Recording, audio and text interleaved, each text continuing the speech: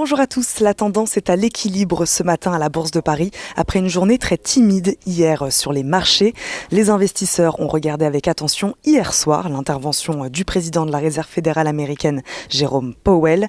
Il était auditionné par une sous-commission de la Chambre des représentants sur le plan d'aide d'urgence à la pandémie ainsi que sur le programme d'achat d'actifs. Il a réaffirmé que la Fed ne prévoyait pas de relever trop rapidement les taux d'intérêt. Nous attendrons des preuves d'une inflation véritable ou d'autres déséquilibres, a-t-il indiqué. La matinée, elle sera animée par les indices PMI Flash européens qui donneront des premières indications sur l'évolution de l'activité du secteur privé en juin. Avec la levée des restrictions, les analystes s'attendent à ce que les indicateurs retrouvent des niveaux proches de ceux d'avant-crise sanitaire.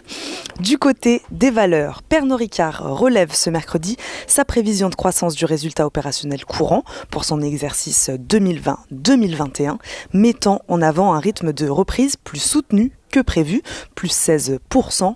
Le numéro 2 mondial des vins et spiritueux tablait auparavant sur une croissance de plus 10%.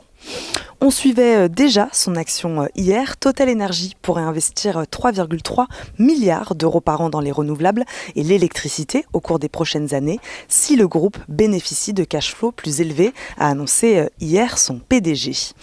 Téléperformance vient d'annoncer la finalisation de l'acquisition de S-Advocate, un acteur majeur aux États-Unis des services aux entreprises en solutions digitales, montant de l'opération 690 millions de dollars. Natixis aussi, qui a annoncé avoir été informé par Euronext de sa décision d'exclure la banque de ses indices à l'issue de l'offre publique d'achat simplifiée de BPCE sur les actions qu'il ne détient pas encore. Enfin, les cours pétroliers progressent après l'annonce de l'American Petroleum Institute d'un recul plus marqué que prévu des stocks de brut aux États-Unis la semaine dernière. Les cours oscillent à l'ouverture au-dessus des $75.